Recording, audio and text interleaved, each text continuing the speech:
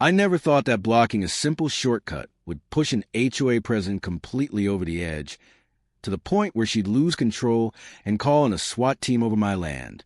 For months, Linda Morrison had been treating my Texas ranch like her personal highway to the country club, sending a steady stream of nearly 20 cars a day straight through my pasture.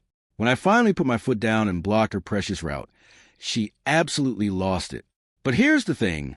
My 2,000-pound bull, Brutus, wasn't exactly welcoming to trespassers either. What happened next didn't just stay local. It made headlines across the country and left our entire town stunned. The next morning, I saw it unfold with my own eyes. A line of luxury cars, led by a bright pink Mercedes, rolled right through my open gate like they owned the place. 20 vehicles in total, all cutting across my land to get to the Willowbrook Country Club. I stood there, coffee in hand, watching in disbelief as they tore across my carefully maintained pasture, kicking up dust like it meant nothing. That's when I first encountered Linda Morrison, the HOA president who would quickly become my worst enemy. As she passed, she rolled down her window, designer sunglasses perched on her nose, and waved at me like I was her personal gatekeeper. "Morning, farmer," she called cheerfully, as if trespassing was completely normal. The damage went far beyond tire tracks. My pregnant cows were getting stressed from the daily disruption. 2 had already miscarried that month. My chickens scattered in panic every morning, stopping their laying cycles entirely. Irrigation ditches had been crushed, flooding parts of my lower pasture. In just 3 months, the damage had climbed over $20,000, and somehow Linda acted like she was doing me a favor. I decided to handle it calmly at first. That afternoon, I walked over to her house, a massive 3-story mansion that looked more like a luxury hotel than a home. Even the doorbell played classical music. Of course it did. Linda answered the door, wearing what I can only describe as a business suit for someone who doesn't actually have a job. The moment she saw me, her smile dropped instantly. "Oh, it's you," she said flatly. "Listen, we've been using that route for 2 years. Your predecessor, Mr. Brown, gave us verbal permission back in 2020 when the main road was under construction. At this point, it's basically a historical right. I tried to explain that Mr. Brown had passed away 3 years ago, and any temporary permission had long since expired.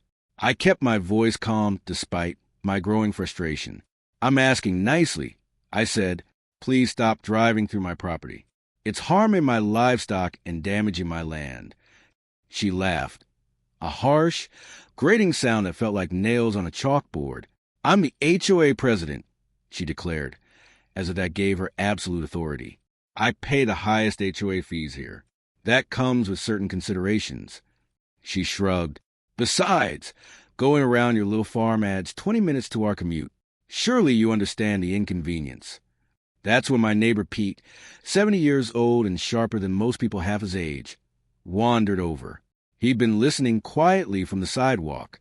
Texas law doesn't recognize historical rights like that, he muttered.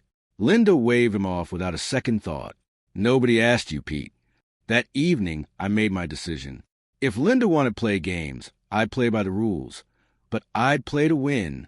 I spent the night installing a heavy-duty gate lock and placing no trespassing signs every 10 feet along my property line.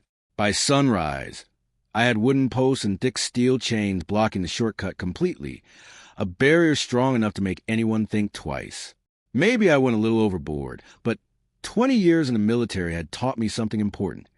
If you're going to defend a position, you do it right. Brutus watched the entire operation from his pen.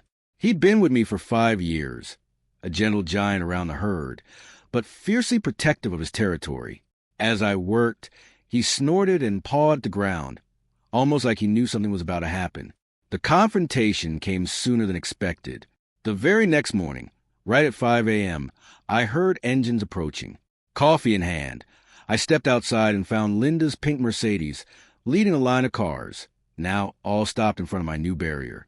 She was already out of her car, yanking on the chains like a woman possessed. What is this? She screamed when she spotted me. This is illegal. You can't block a public road. I took a slow sip of my coffee before answering. This isn't public, Linda. This is private property. My property.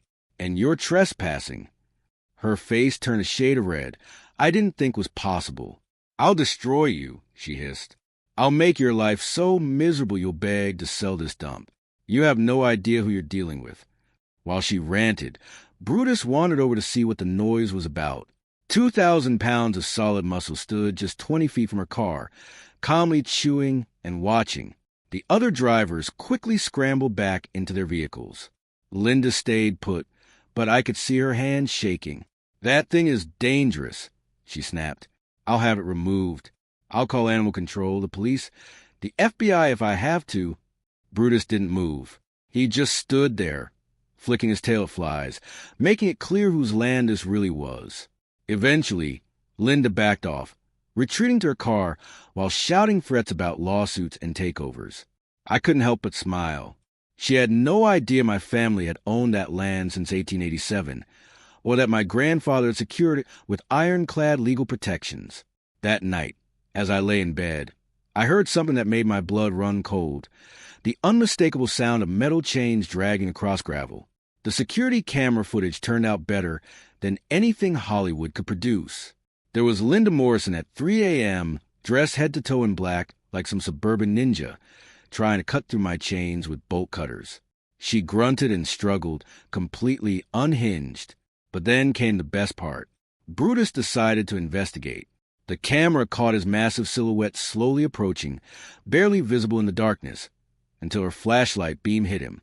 The scream she let out could have woken half the state. She dropped everything and ran for her car so fast she left one of her designer shoes behind. I saved that footage in multiple places. I had a feeling I'd need it, and I was right.